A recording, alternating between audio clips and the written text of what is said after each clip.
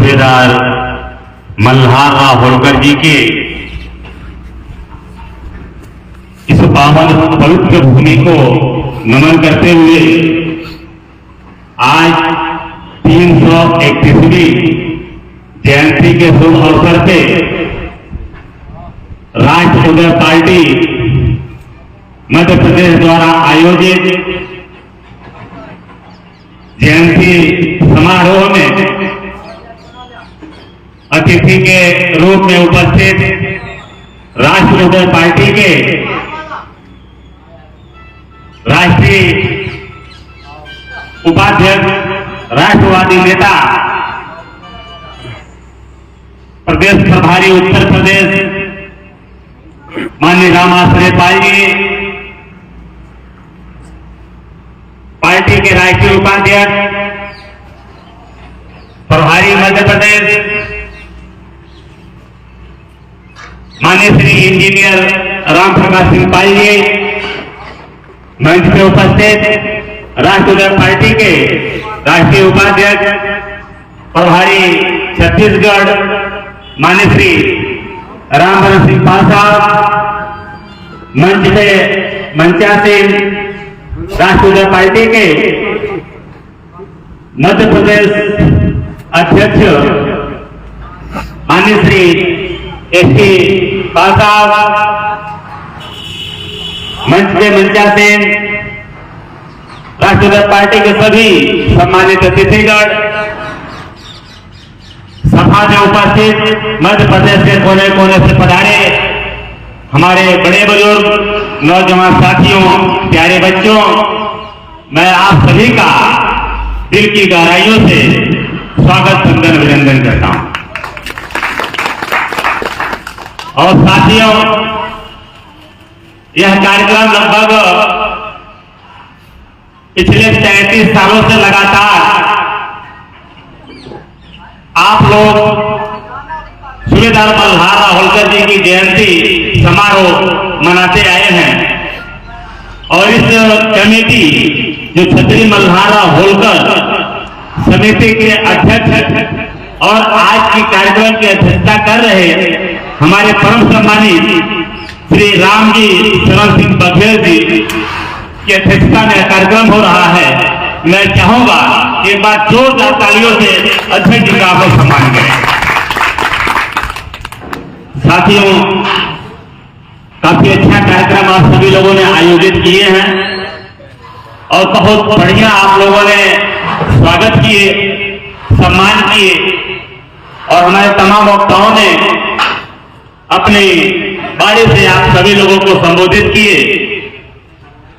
तो मैं भी थोड़ी सी अपनी एक दो बातें जोड़ते हुए अपनी बात को आगे बढ़ाऊंगा।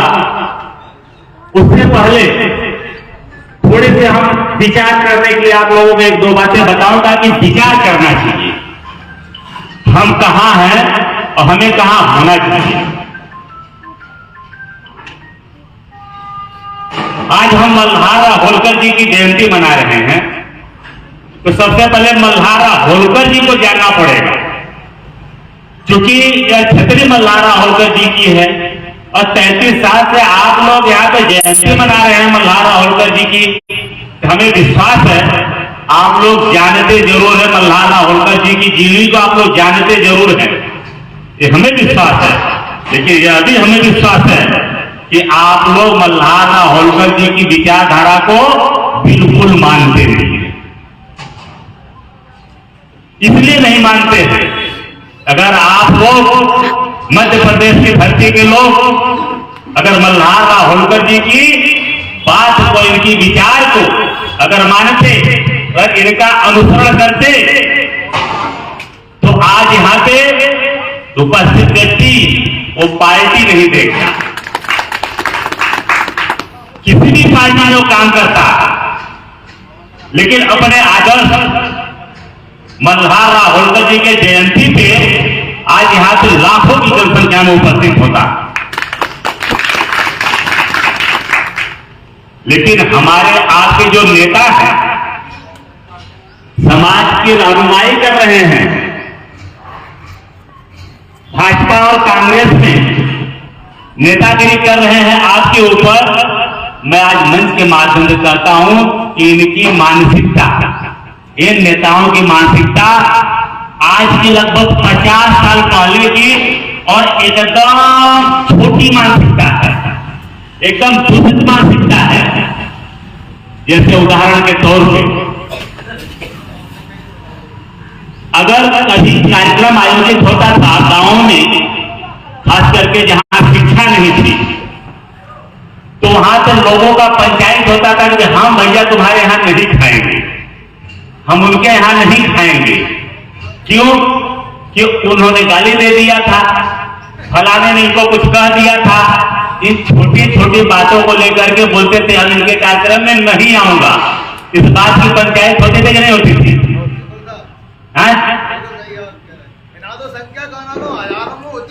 लेकिन पहले पंचायत होती थी कि आयोजन पड़ जाता था, उससे पहले नहीं। आयोजन पड़ना पंचायत होता है कि हम इनके आयोजन में नहीं जाऊंगा। और ऐसा व्यक्ति कहने वाला वो अशिक्षित होता था और सामाजिक होता था, उसको रिक्वेस्ट करते थे, पंचायत करते थे, मान मनोमत होता था, तब वो कार्यक्रमों में जाता था। वही आज के हमारे समाज के नेताओं का है, जो यहाँ पे भारतीय जनता पार्टी या कांग्रेस पार्टी में काम कर रहे हैं और जयंती मल्हार होलकर जी के जयंती का कार्यक्रम है और मंच पे बुलाया जा रहा है, कह भैया हम नहीं जाएंगे। इसका मतलब ये हो गया कि आपके दिमाग में मल्हार और होलकर जी की वैल्यू कम है, इनके जयंती की वैल्यू कम है। आप जिस पार्टी में गुलामी कर रहे हो उस पार्टी की वैल्यू ज्यादा है। तो जनता से मैं कहना चाहूंगा कि ऐसे नेताओं, ऐसे गुलाम नेताओं की को बहिष्कार करना पड़ेगा आपको। जब तक गुलामों का बहिष्कार आप लोग नहीं करेंगे तब तक इस देश का, इस मुल्क का मालिक आप नहीं बन पाएंगे। ऐसे गुलामों का बहिष्कार करना चाहिए नहीं करना चाहिए? करना चाहिए भाई। अगर आपके घर पे अगर आप अपने पिताजी की जयंती मना रहे हैं और आपका रिश्तेदार, आपका चाहने वाला दोस्त अगर आपके कहे भाई आपके दरवाजे पर फलाने आए हैं इसलिए मैं नहीं आऊंगा, ठिकाने आए हैं इसलिए मैं नहीं आऊंगा, तो वह आदमी आपका हो सकता है? नहीं हो सकता। नहीं, सूचना की बात नहीं, जो यहाँ आए हैं उनकी बात कर रहा हूँ। जो लोग आए हुए हैं और बुलाने के बाद मंच तक नहीं आ रहे हैं, ऐसे लोगों की मानसिकता की बात कर रहा हूं मैं। तो ऐसे आप लोगों को पहचानना पड़ेगा कि आपका कौन है और जो आपका है आपका नहीं है ये कौन है, क्या पहचानना पड़ेगा। जैसे आपका है, आपके समाज का है, आपका भाई है, आपका रिश्तेदार है, अगर उस संघर्ष में, सुख में, दुख में आपके साथ खड़ा नहीं है तो आपका नहीं हो सकता। लेकिन अगर आपका भाई नहीं है, आपके समाज का नहीं है, आपके सुख दुख में, आपके संघर्ष में खड़ा है तो वह है आपका। जैसे उदाहरण के तौर पर मैं बता दूं, संजीव पांडा जी हमारे बीच में बैठे हैं, पार्टी के उत्तर प्रदेश प्रवक्ता हैं, यह माली समाज से हैं, दिन रात संघर्ष कर रहे, अपने आप का पूरा समय दे दिए, पूरी एनर्जी झोंक दिए हैं राष्ट्रीय पार्टी के लिए। तो संजीव पांडा जी आपके हैं, लेकिन जो व्यक्ति यहां बैठ के बुलाने पे यहां नहीं आया वो व्यक्ति आपका नहीं। इस चीज को समझना पड़ेगा। अब साथियों हम बात कर लेते हैं थोड़ी देर मल्हारा होलकर जी की। और राष्ट्रीय पार्टी आज मध्य प्रदेश में पहला कार्यक्रम मल्हारा होलकर जी के जयंती पे ही कर रही है और उनके छतरी से ही कर रही है। इसका भी कुछ कारण है। बहुत बड़ा मध्य प्रदेश है, हमारे प्रयागराज से लगा हुआ, रीवा से लगा आपका रीवा है,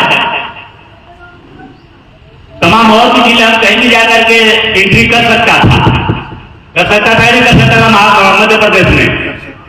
लेकिन हमने मल्हारा होलकर जी की छतरी चुनी और समय देख मल्हारा होलकर जी की जयंती चुना, बस इसलिए कि हमारे आइकन, हमारे मॉडल, हमारे आदर्श मल्हारा होलकर जी हैं। और इसलिए हैं कि मल्हारा होलकर जी की जो जीवनी है, एकदम साधारण गरीब परिवार।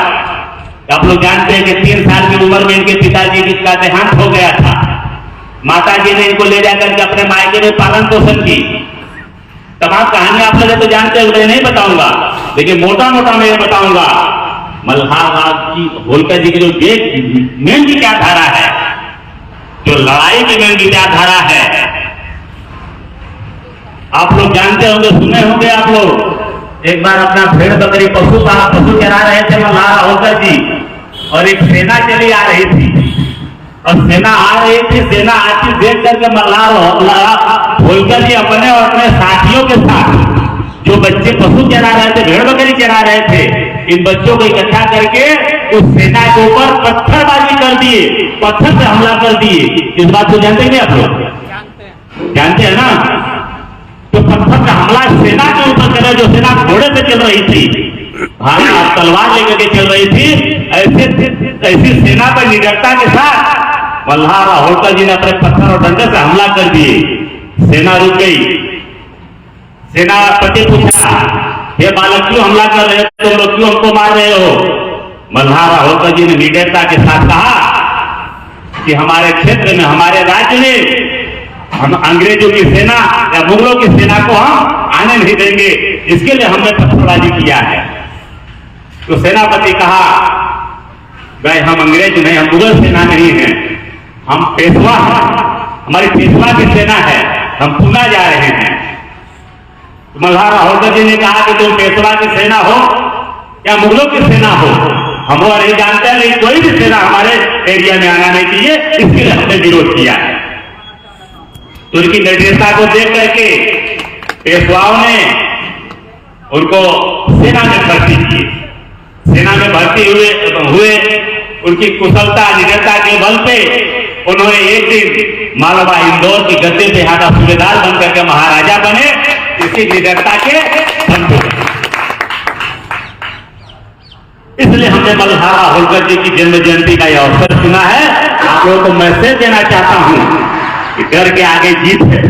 आप लोग डर को निकाल दीजिए, अपने हक और अधिकार के लिए अपनी आवाज बुलंद करिए, अपनी ताकत से इकट्ठा करिए, और सभी जाति धर्म के लोगों को इकट्ठा करके आप आज नहीं तो कल मध्य प्रदेश की गद्दी पे आप होल करके न्याय के लिए शासन राजमाता हिलाते जो होल करके विचारों के न्याय के शासन सत्ता स्थापित करिए।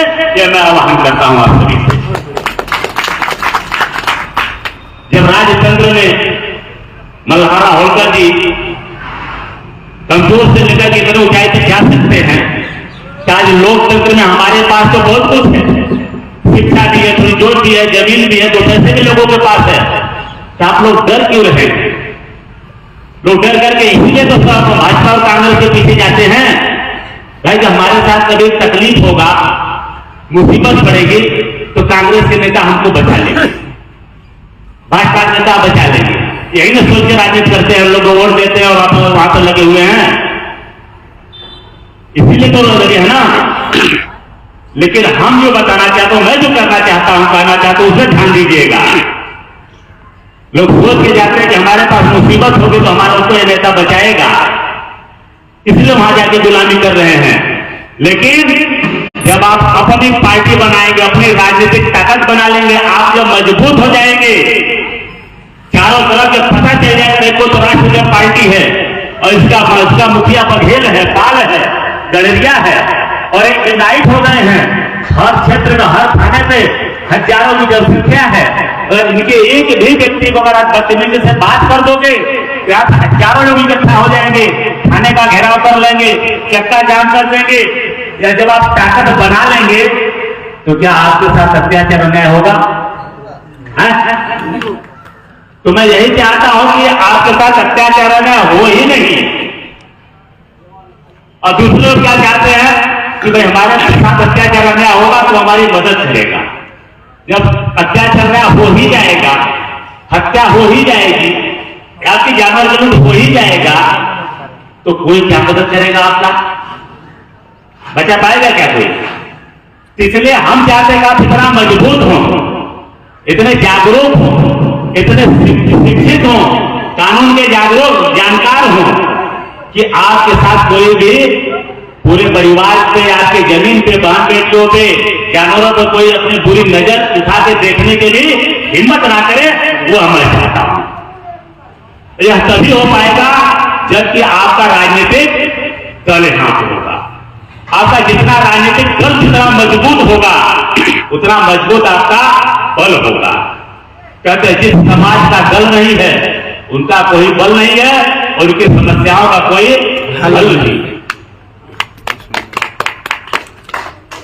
साथियों, आप लोग देखे हम राजमाता अहिल्या देवी होलकर की जयंती बड़ी ही धूमधाम से मनाई जाती है। हम भी मनाते हैं, बहुत सम्मान करते हैं। न्याय पीड़ित देवी राजमाता अहिल्या देवी होलकर हैं। पूरे देश में मनाया जाता है राजमाता अहिल्या देवी होलकर की जयंती। आपके यहां भी मनाया जाता है क्योंकि राजमाता अहिल्या देवी होलकर का जीवन बड़ा आदर्श रहा है। सर्व समाज के लिए तमाम मंदिर बनवाया, गुरुद्वारा बनवाए, प्याऊ बनवाए, धार्मिक काम खूब की राजमाता अहिल्या देवी होलकर जी ने, जिसका नतीजा उनको खूब सम्मान मिला। लेकिन सम्मान तो मिला राजमाता अहिल्या देवी होलकर को, और राजमाता अहिल्या देवी होलकर की वजह से हम पाल बघेल समाज को भी सम्मान मिलता है। लेकिन इस संविधान सम्मान के साथ साथ क्या अधिकार मिला? पाल बघेल समाज को अधिकार मिला क्या? अगर मंदिर बना, किसी और को मिला है पूजा पाठ करने का, दान दक्षिणा लेने का अधिकार किसी और को है। यहां तक कि जितने बनाए हुआ वहां इमारत है, कब्जा किसी और का है। कभी काशी की बात आती है, कभी हरिद्वार की बात आती है, जो भी वहां भवन बना है कब्जा किसी और का है। तो साथियों, जब आप दूसरों के लिए करोगे आपको सम्मान तो मिलेगा लेकिन अधिकार नहीं मिलेगा। जो आज भाजपा और कांग्रेस में मध्य प्रदेश में आपके लोग काम कर रहे हैं उनको सम्मान तो वहां मिल जाएगा लेकिन अधिकार नहीं मिलेगा। अगर अधिकार चाहिए तो हम सभी को मल्हार राव होलकर जी को याद करना पड़ेगा। मल्हार राव होलकर जी ने लड़ाई लड़ा, प्रतिशोध किए, अपने आवाज बुलंद किए, तब जाकर के मल्हार राव होलकर को क्या लगता है सम्मान कोई दे रहा था क्या? सम्मान कब मिला? जब शासन सत्ता में अधिकार मिला, मालवा की गद्दी मिली, तब जाकर के मल्हार राव होलकर जी को सम्मान मिला। तो अगर अधिकार चाहिए तो आपको अपनी लड़ाई लड़नी पड़ेगी, एकजुटता दिखानी पड़ेगी, अपने राष्ट्रीय पार्टी की ताकत जन जन तक पहुंचाना पड़ेगा, तब जाके आपको अपना अधिकार मिलेगा। भाई गांव में तो देखते ना, हम गांव भर के लोग ये तो है। अगर गांव में ना 4 भाई आप सगे भाई हो और कोई भाई काम करते जा रहा है, कोई अगर पशु पाल रहा है तो पशु पालने का काम कर रहा है, कोई खेती कर रहा है तो खेती का काम कर रहा है, कोई मजदूरी कर रहा है तो मजदूरी कर रहा है, और एक भाई थोड़ा सा ठीक ठाक बीमार है जो छत पढ़ लिख लिया है, अगर मालिक हो गया है, घर अच्छे से चल रहा है, अगर उसी में से अगर कोई भाई अगर अपना हिस्सा मांगना चालू कर दे, तब हमको हिस्सा हमको दे दीजिए भाई, जब उसके बच्चों को शिक्षा दीक्षा, कपड़ा लत्ता, दवा दारू नहीं मिलेगा और मालिक अपने बच्चों को शिक्षा दीक्षा, दवा दारू जब अच्छे से देगा तो एक न दिन होगा कि भाई जिसको नहीं मिल रहा वो बागी बनेगा कि नहीं बनेगा? बनता कि नहीं बनता है? जो बागी बनेगा तो उसको लोग कहेंगे रे तो भुगना लाया था, बढ़िया घर चल रहा था, 4 भाई इकट्ठा थे, ये जो अपना हिस्सा मांग रहा है, कहते नहीं कहते हैं?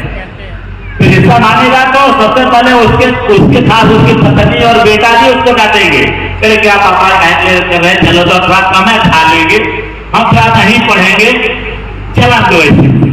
कभी कभी पत्नी भी कहती है अरे काहे के लिए झगड़ा कर रहे हैं, या कभी कभी उल्टा हो जाता है, पत्नी झगड़ा करती है, पति नहीं करते हैं, बात समझ लीजिएगा। और पड़ोसी भी कहता है काहे झगड़ा, काहे सवाल चलन दो। लेकिन जब बच्चे लड़ के झगड़ के अपना हिस्सा ले लेता है और लेकर के फिर मजबूती से काम धंधा करके अपने परिवार को लेकर के ये फिर वह समय आता है जो मुखिया भाई रहता है उससे आगे वो निकल जाता है, निकलता है नहीं निकलता है, ज्यादा निकल जाता है तो सब कहते हैं अरे यार कुछ भी हो उठे, तो हम लोगों को लगता था कि नालायक झगड़ा कर रहा है लेकिन आज देखो लड़ झगड़ करके अपना अलग होकर के अपनी पहचान बना करके आज विकास किया, ये बात होती है कि नहीं होती है? तो ये चीज हमको समझना पड़ेगा कि हम लोगों को दूसरी पार्टियां जो भाजपा है, कांग्रेस और भी पार्टियां हैं, इसमें हम जा करके लोग जो किसी तरीके से खट रहे हैं, दरी बिछा रहे हैं, वोट दे रहे हैं, नोट दे रहे हैं और कुछ पा नहीं रहे, फिर पार्टियों से अलग होना पड़ेगा आपको।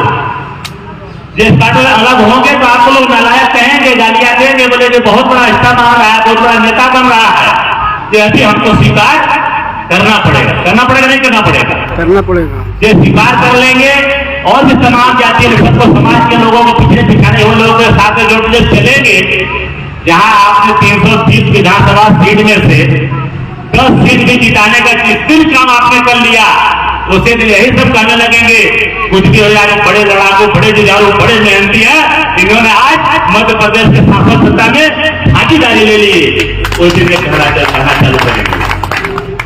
ये हम ये करना चाहिए नहीं करना चाहिए? करना चाहिए।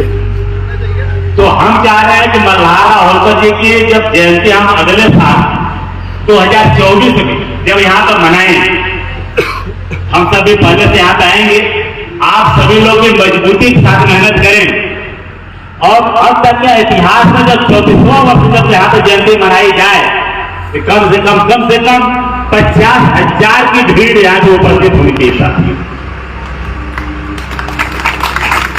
करेंगे, मेहनत करेंगे आप सभी लोग। तारीख निश्चित है, करेंगे 16 मार्च सन 2024, 1 साल का समय है। जहां भी आप जाए, शादी में, भंडारे में, सभा में, सोसाइटी में, कहीं भी अगले साल जो है तो 16 मार्च को छतरी पे हम लोगों को लाखों की संख्या में उपस्थित होना है।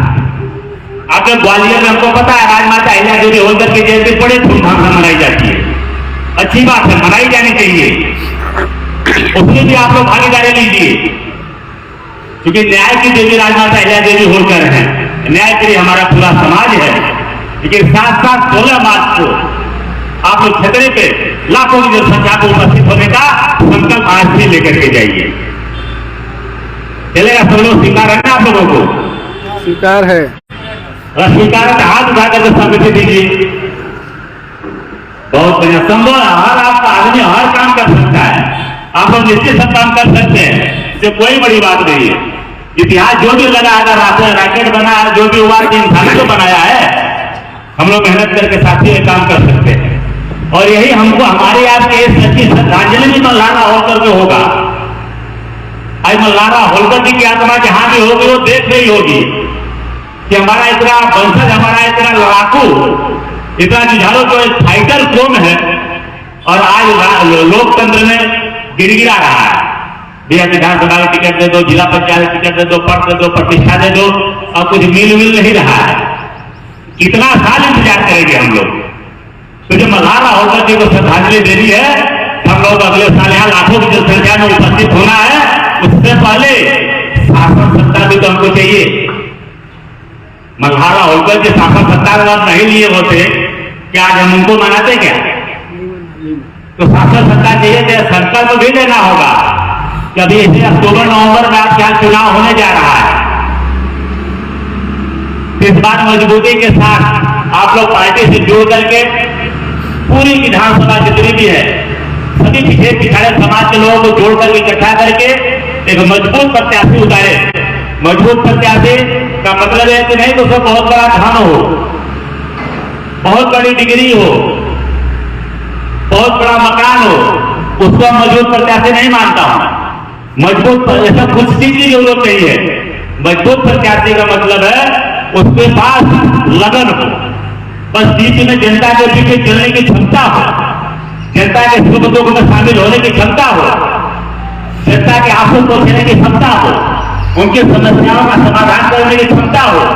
बस इसी क्षमता के बल पे व्यक्ति निरंतर चलेगा तो हमें पूरा विश्वास है आप उनको प्रत्याशी बना के यहाँ से जिनको भी कहे तो उतारा जाएगा, तब जनता तभी उनको वोट देगी और यही जनता नोट भी देगी और चुन करके यहाँ पे सत्ता में भेजने का काम करेगी। ये हमारा विश्वास है। अब सामाजिक न्याय यात्रा आज से हम लोगों ने शुरू कर रहे हैं। आज 16 मार्च आपके बीच में सामाजिक न्याय यात्रा शुरू हो रही है।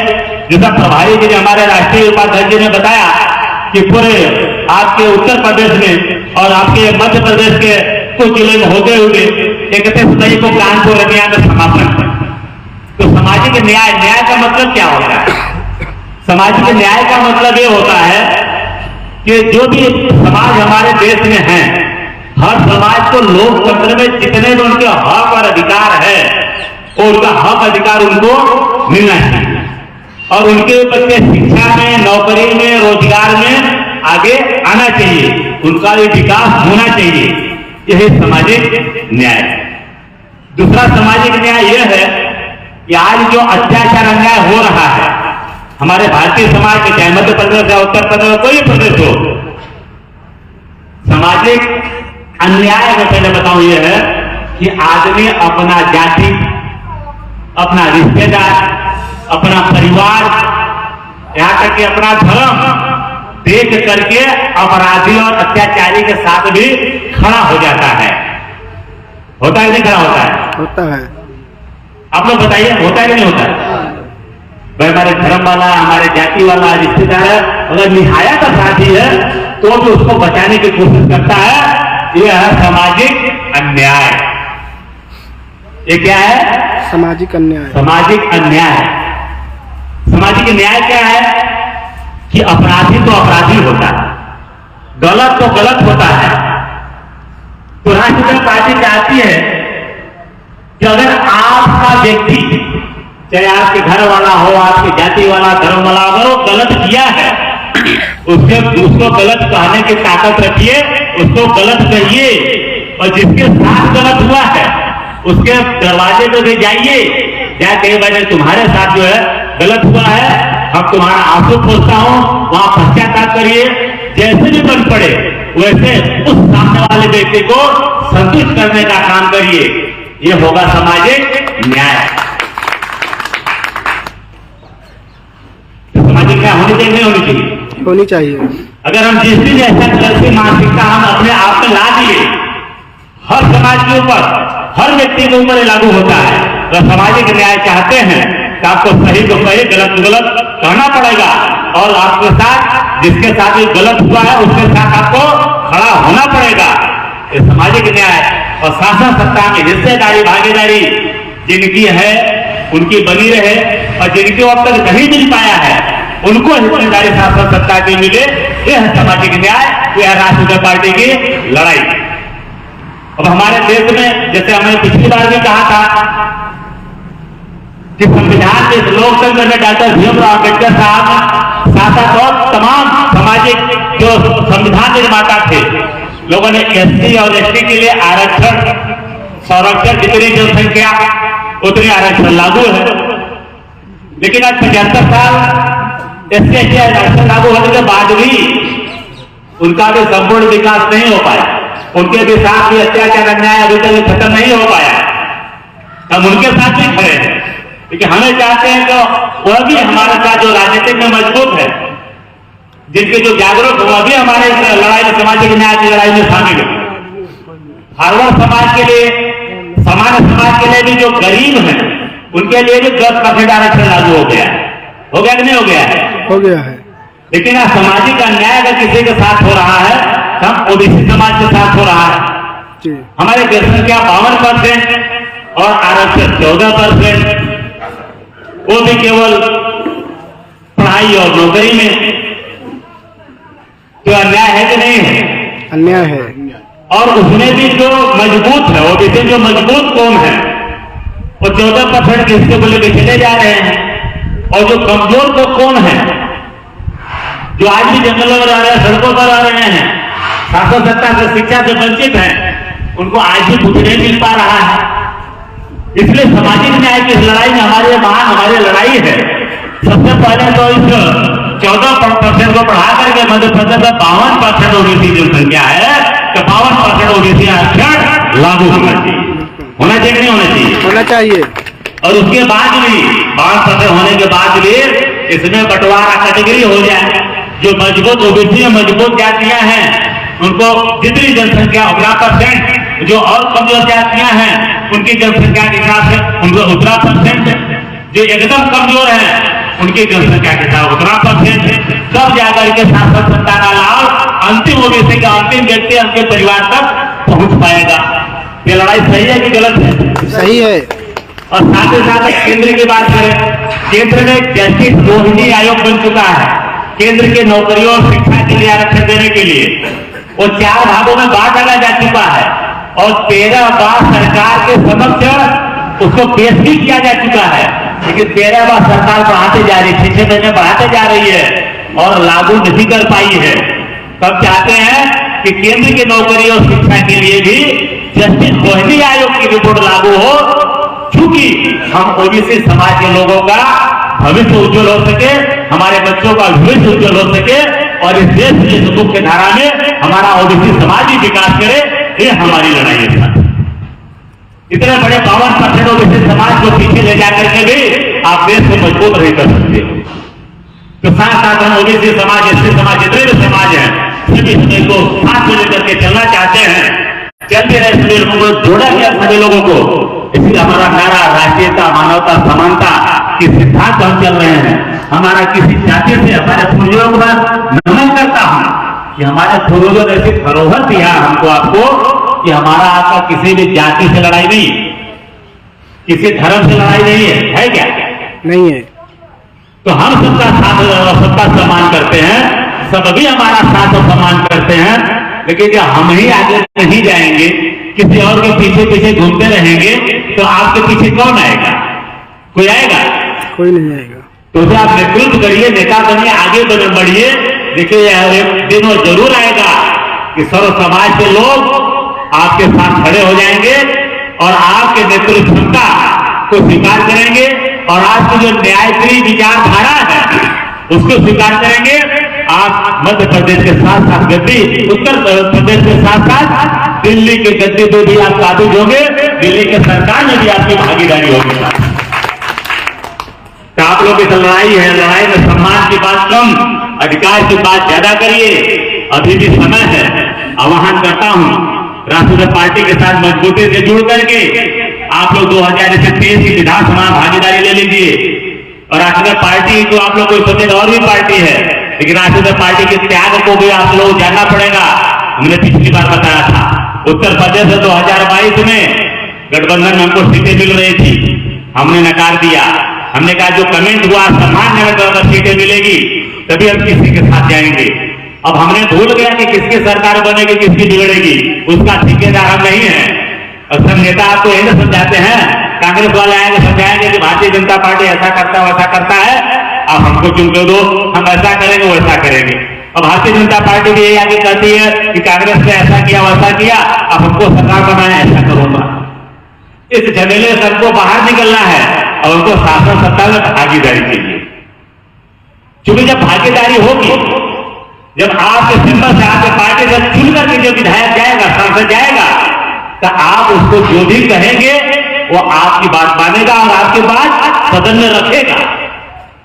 अगर आपके समाज का व्यक्ति है और दूसरी पार्टी ने चुन करके गया है और आपके साथ अत्याचार अन्याय हो रहा है, आप अपनी मां को लेकर तो उसको बोलो सदन में रखो, और उसी दिन उसका मुखिया बोलता है मेरे सदन में आप हमारी ये बात रखो, क्या उसकी औकात है जो आपकी बात को सदन में रख पाएगा?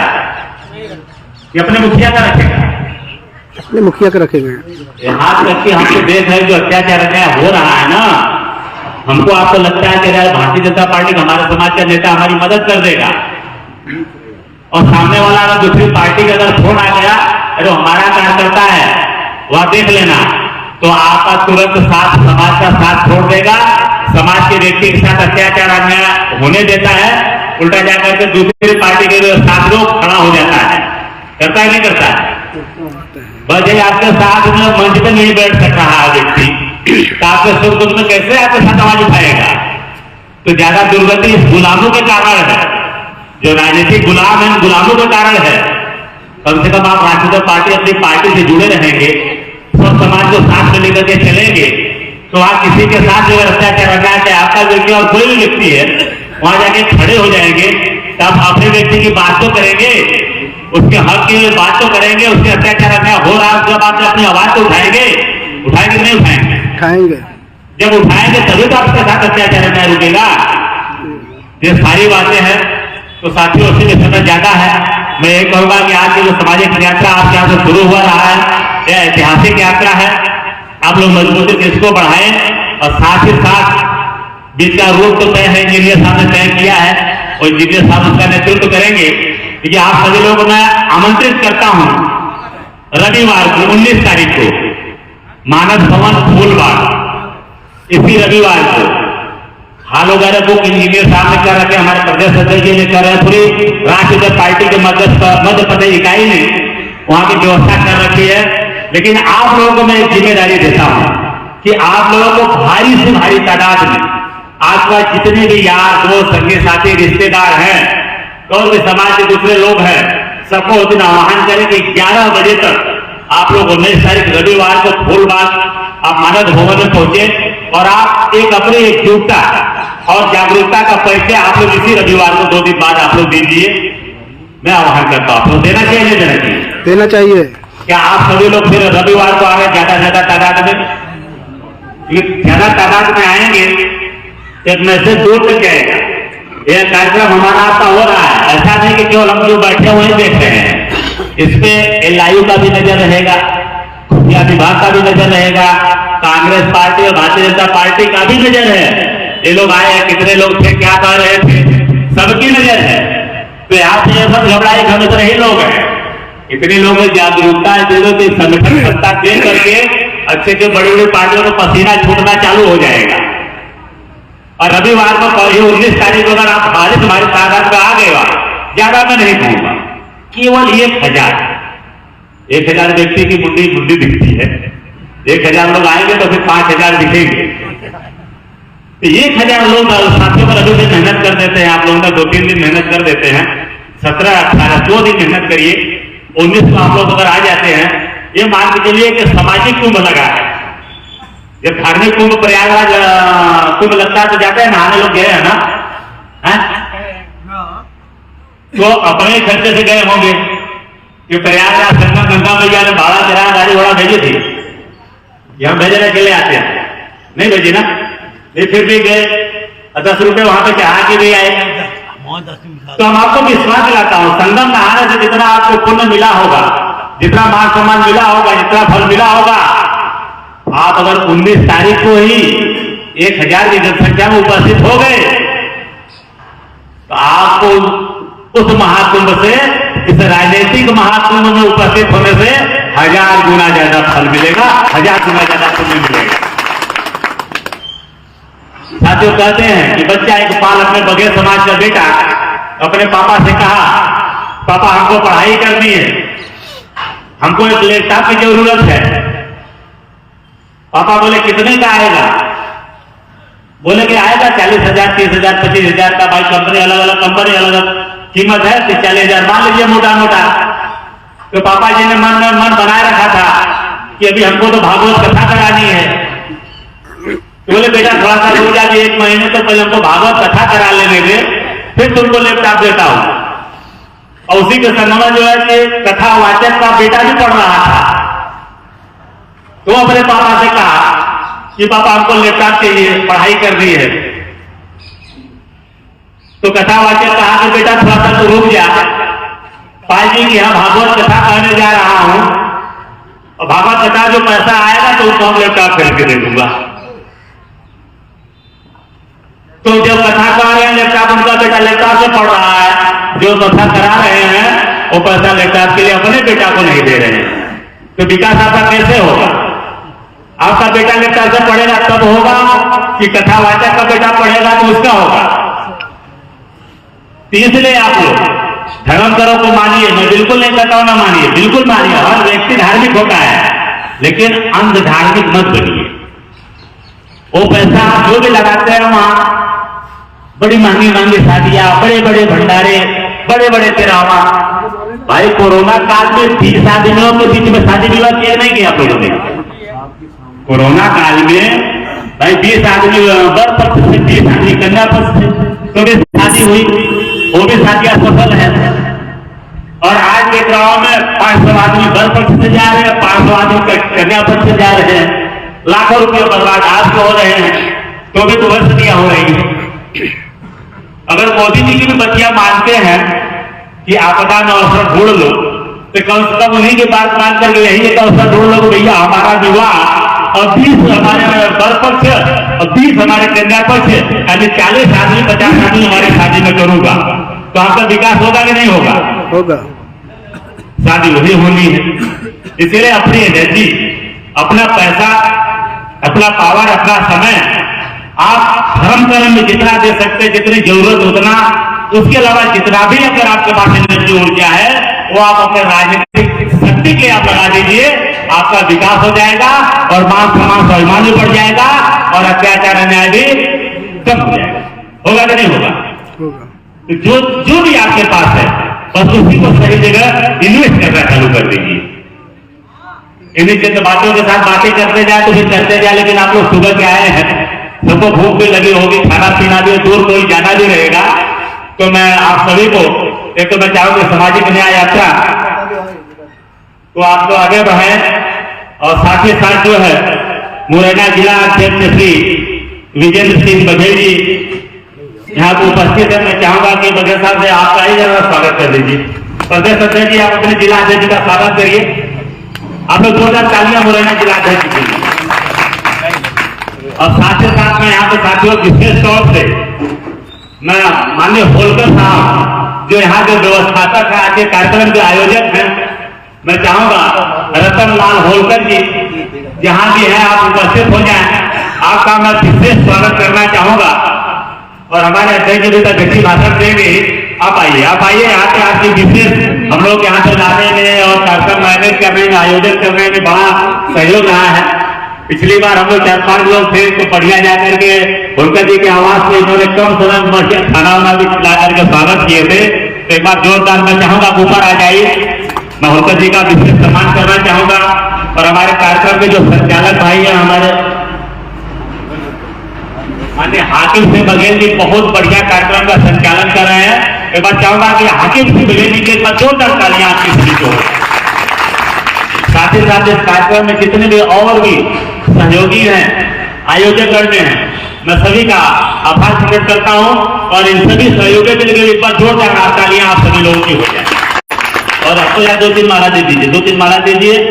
मैं माननीय श्री रतन लाल जी होलकर जी का विशेष सम्मान करना चाहता हूं, क्योंकि बहुत ही जुझारू वक्ता है। अभी आभार प्रकट करेंगे, आपकी वाणी बात को सुननी है, तो मैं चाहूंगा कि विशेष सम्मान जोरदार तालियां आप सभी लोगों की बचती रहनी चाहिए साथियों। बहुत बहुत धन्यवाद महोदय। इन्हीं संचालक संचालन हाकिम सिंह जी जोरदार तालियां आप सभी लोगों का संचालन करता हमारे भाई हाकिम सिंह जी के लिए। ऐसे ऊर्जावान और शिक्षित संचालक करता हमारे बीच में है, हमें गर्व है आप सभी पे। और साथ ही साथ मैं आप सभी का आभार प्रकट करता हूं कि आप सभी लोगों ने धैर्यपूर्वक सुने हैं, उपस्थित हुए हैं और अगले साल यहाँ से हजारों की जनसंख्या में कार्यक्रम आयोजित करने के लिए आप सभी लोगों ने संकल्प भी लिया है। तो मैं आप सभी का पुनः आभार प्रकट करते हुए अपनी बारी को विराम देता हूं। धन्यवाद। जय हिंद, जय भारत, जय मल्हार, जय राजमाता, जय। बहुत बहुत धन्यवाद आदरणीय अध्यक्ष जी को, बहुत बहुत सुंदर विचार जिन्होंने रखे। साथियों, अगर हमें धरती से लेके